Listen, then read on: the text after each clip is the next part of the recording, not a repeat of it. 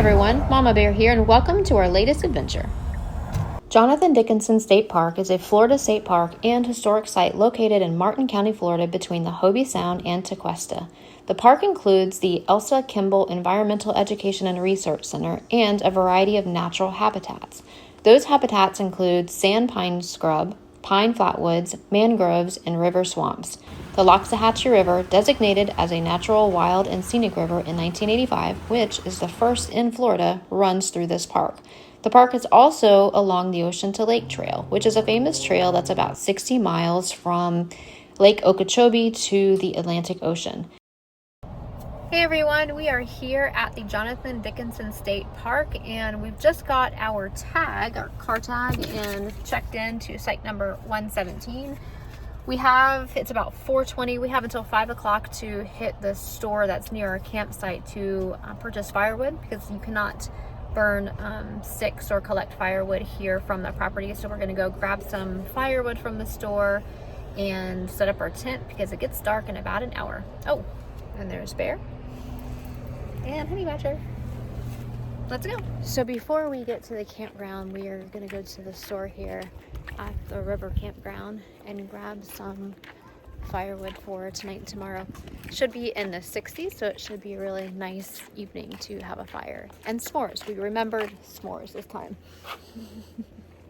Alright, we got our firewood. Let's go check out the area over this way. It looks beautiful.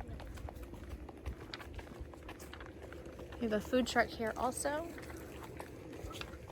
And boat tours that leave at 9 in the morning and go every 2 hours until I think it's at 4 or 5. And kayak rentals.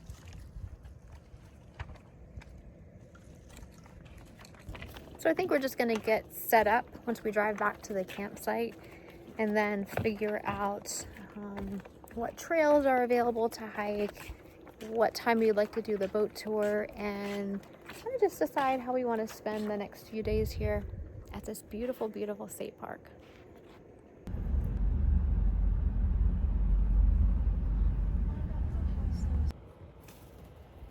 All right, we're at here, site number 117, and well, let me show you what it is. Here's the road you come in on. Here's site number 116. Curves around here. And this is our site here. So you've got water, electric, a picnic table, and a fire ring. But you don't have a standing grill. And it's not a huge site. So I don't know if I would pick this one again. On the map, it looked a little bit bigger, a little bit nicer, but it'll work. We've got our big 4-person or 6-person tent, so we'll figure out a spot to put it. That's the site 118, so that's theirs over there. So maybe we'll put it right here. Yeah, not sure. We'll figure it out.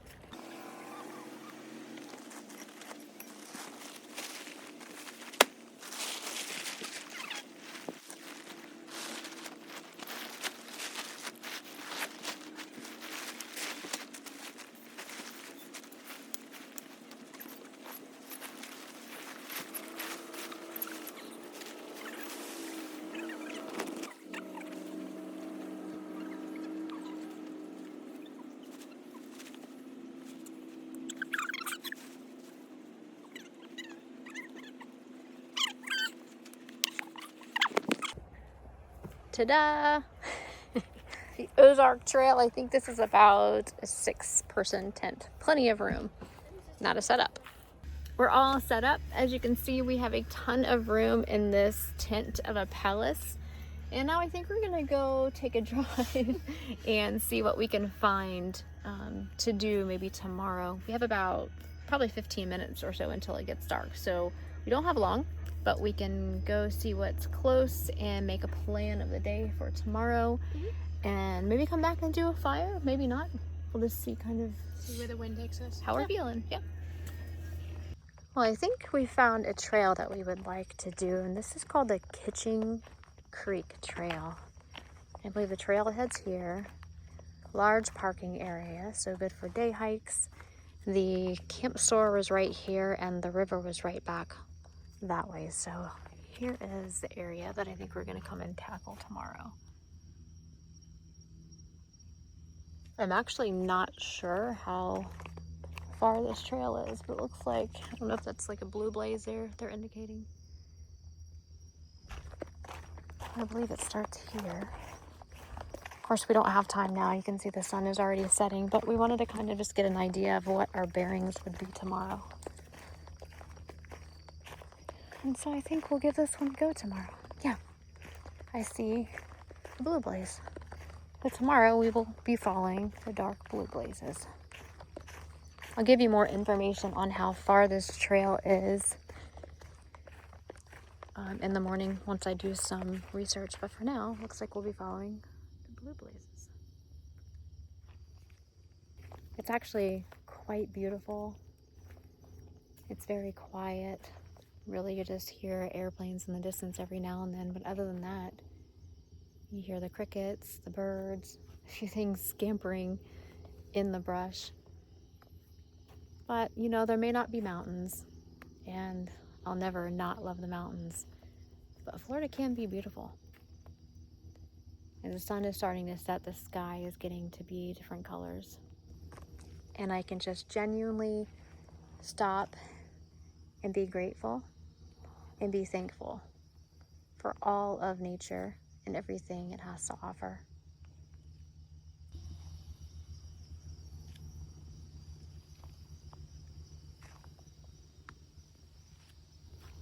So I'm gonna head back to the car, and the girls and I are gonna eat some dinner, or maybe just snacks. We've kind of been snacking most of the day, so I don't know how hungry we are.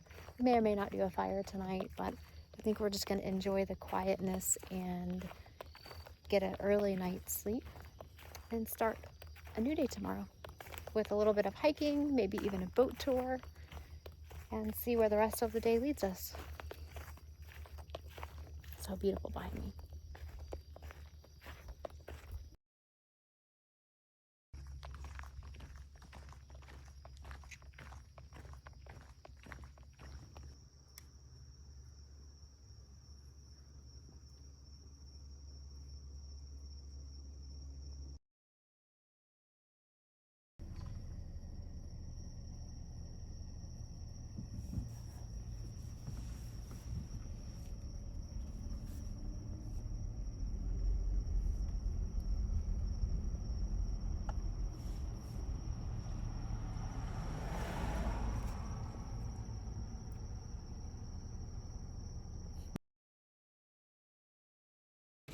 Good morning. It's about 7 o'clock this morning, and we're gonna head over to the gator culvert to look for some gators while we wait for my husband.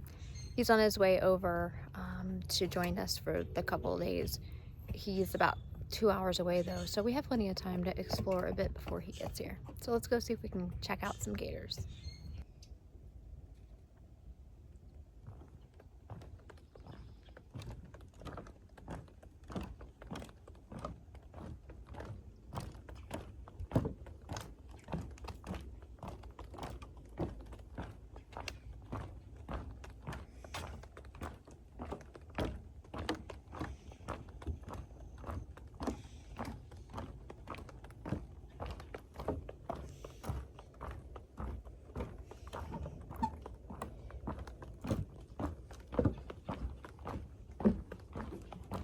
See any gators? No. The farms are going the wrong way. Look.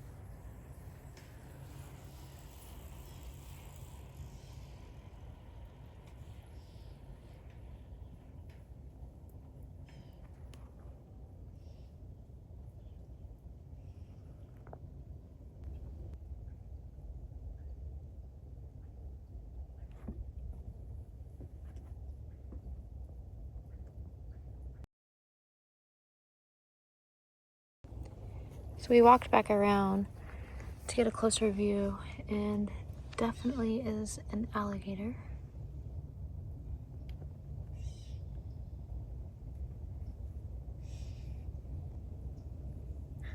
It hasn't moved though, so you can see a little bit of its body through the murky water.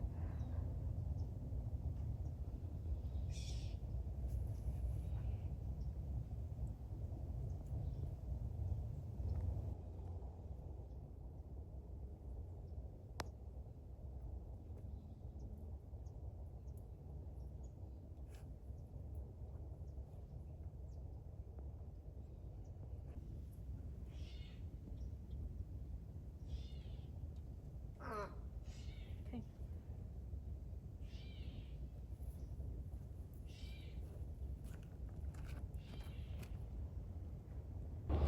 We're still continuing to explore around the state park, and although the Hobie Mountain observation tower here is unfortunately closed, we can go and check out the boardwalk and see how far that leads.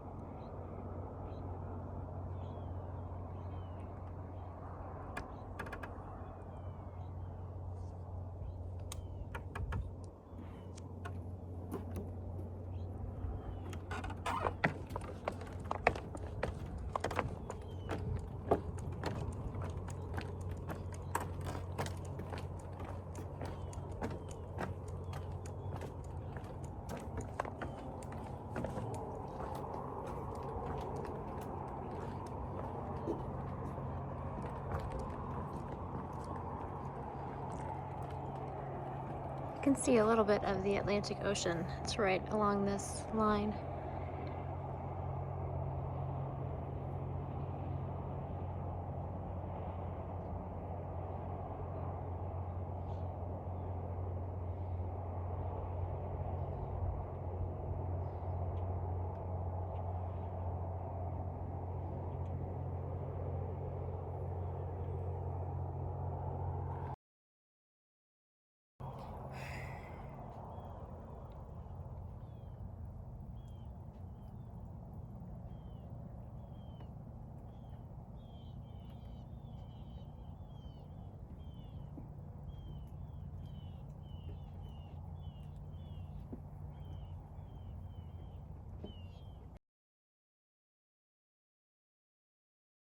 One of the nice things that this state park offers is a free coffee to all of the campers. So we just purchased our 11 o'clock tickets. She was explaining to us that there's two different types of tickets. One is for just a nature tour, and then another one is for, what did she say, trapper I can't remember. It's a more historical tour where you can get off the boat, tour like a primitive old house. So we chose that one, so we'll do that at 11 o'clock. But I just got a message that my husband has arrived, so we're gonna make our way back over to the campsite and meet him and find something to do between now and our boat tour. Look who's joining us. Welcome, Papa Bear. Okay, we only have about an hour before we are going on our boat tour. So instead of doing the 6-mile Kitching Creek Trail, the lady at the camp store gave us another suggestion where we can walk near Kitching Creek and Lake. You guys remember what this lake is called? No. I want to say Loxahatchee, but that sounds completely made up. Yeah, so that sounds like really odd. So I'll let you know as soon as we get up here and figure it out. The lake over here, like I don't know. That's what it's gonna be called now, Lake I don't know.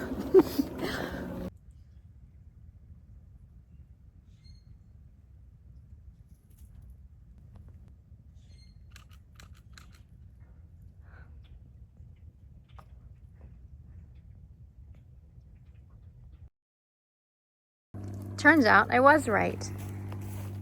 The Loxahatchee River.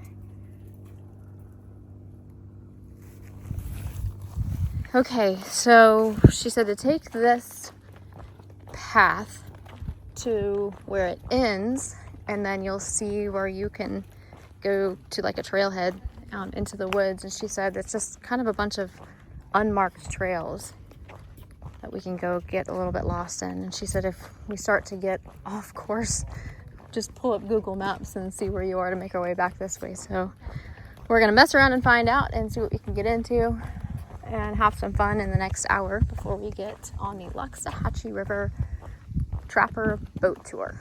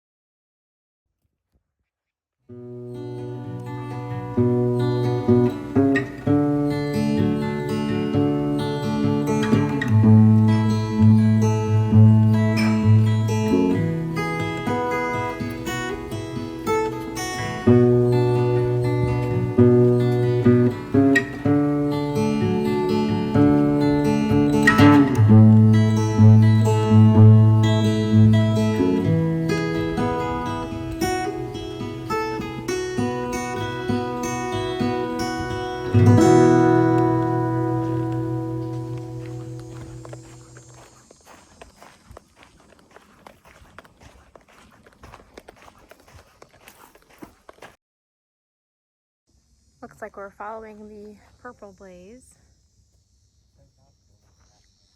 And for reference, it is 9:35 and it is already 76 degrees. That's pretty hot.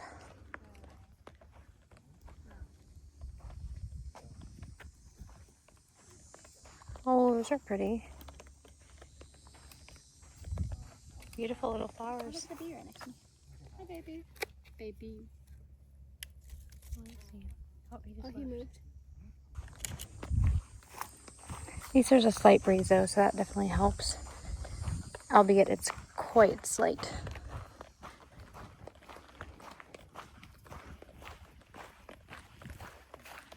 Oh, and for even further reference, it is November 18th. So we recently had a cold snap that brought the temperatures into the high 40s, and that was absolutely amazing. It was still getting up to the 60s during the day, which isn't bad, but dropping down into the 40s, but that only lasted for about 3 days. So we're kind of out here doing some recon, honestly, and considering doing the Ocean to Lake Trail. But if it's going to be this hot every day, that will be a consideration that I may choose to do it later this year or maybe even the beginning of next year. But we'll see. We'll see what we've got coming up. But we do have quite a few adventures planned for the near future.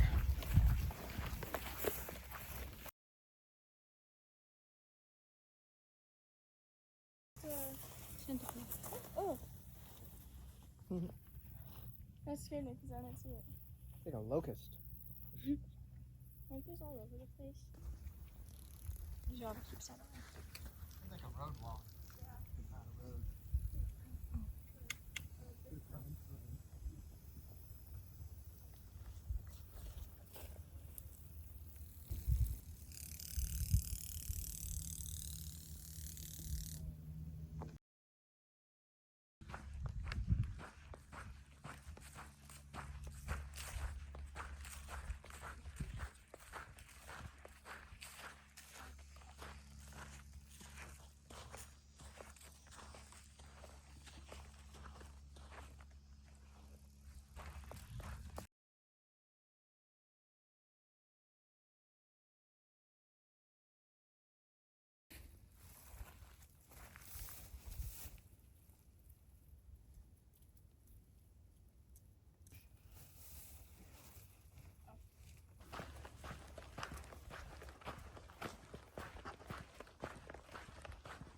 It's time for the boat ride.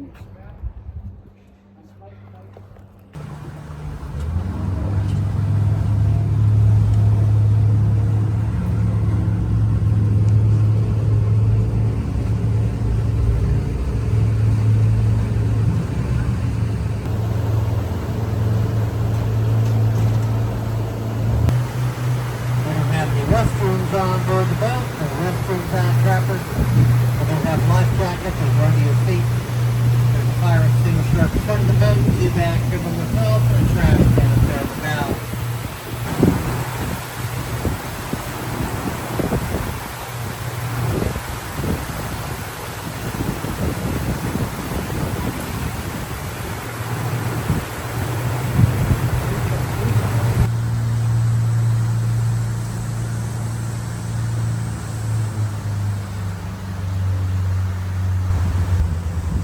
The idea is to let the eelgrass grow, put out seeds, and fill the entire river with eelgrass. But they keep trying to get down first. Yeah, like the eelgrass. The adult men, you believe 80 pounds of aquatic vegetation every day. Oh, wow. It's going to take a lot of eelgrass. So far, it just hasn't worked out. Maybe it will.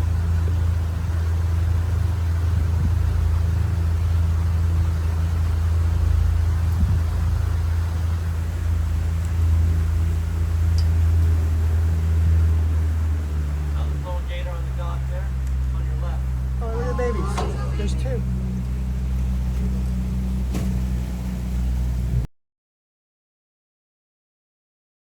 A nice place in the sun, not gonna ruin it.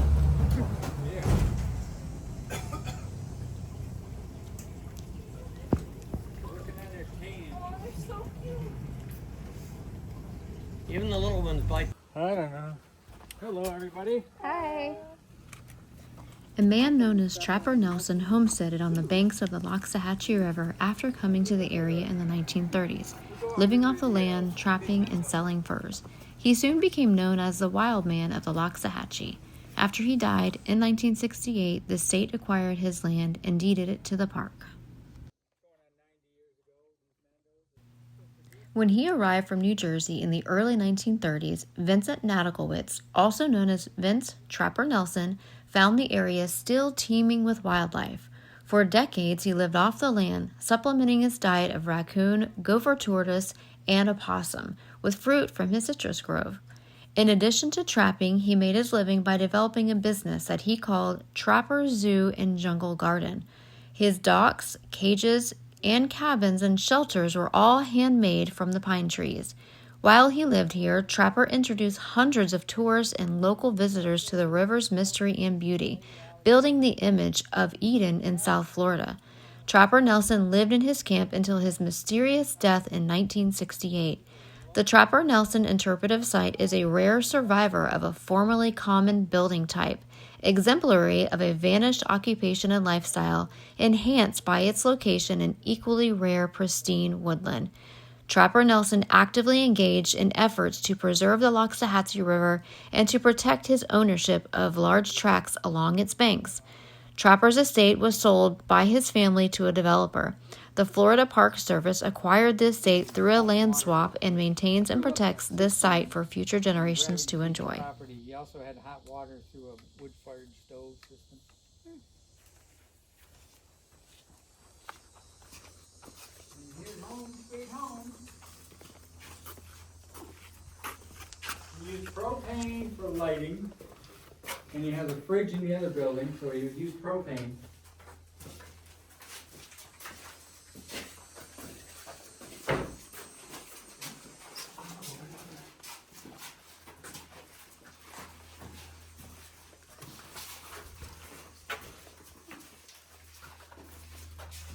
So in the, coming out of the Depression years, he was living good. He was making good money. Eventually, he would ship animals to zoos and pelts and furs worldwide through major hubs, and he'd sell venomous snakes and spiders to medical research, and he was doing very well compared to what probably most of America was doing, and he was living well. He ate completely off the land, and if you can picture the pelts and things probably hanging all around and his traps, he probably stunk to high heaven, but got the job done. World War II did come around, and he did have to go and serve, and he went to Texas, became an MP, police, and so...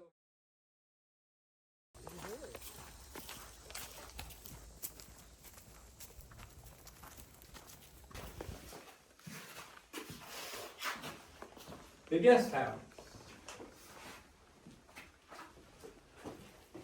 And roofs are the worst thing to try to make it through time, but everything else for the most part, I mean, they've had to patch, you can see where they patch the cement and this and that, but they try to do as little as possible because you have to do it historically correct, and it's a real pain. Beautiful red flowers, like a lily flower, they last one night and then they fall off, and then these fruit form. Now in Africa, these are not edible. They're not really good for much of anything. Even in Africa, they boil it, and they use it for some cosmetic stuff, and I think a stomach ailment thing. But it's a talking piece. And if you here's his Jeep. The frame they traced to a mechanic in town. They built the fiberglass body for display. And so in the mid-50s, he decided to start going into town by land. He always went up and down the river. And he had other vehicles. He had a truck and other vehicles.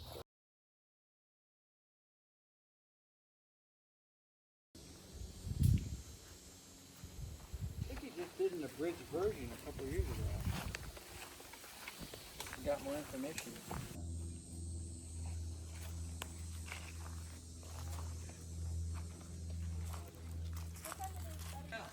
You know how long his brother was in jail? No, I don't. You can't blame him. It's Live in so the water cute, all the you know. time.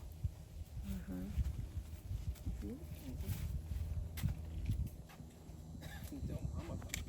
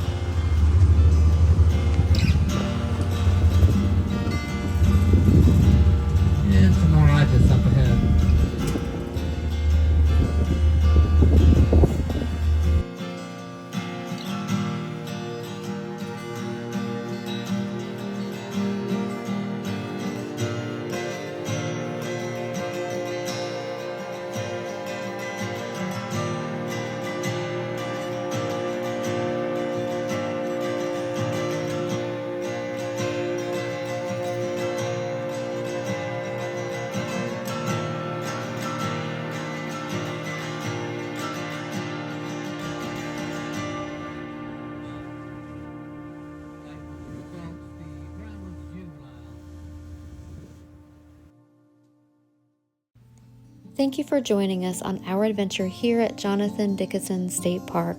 Stay tuned for our next adventure. It's just about 6 miles south of here at Blowing Rock Preserve. Until next time, love and light to you all.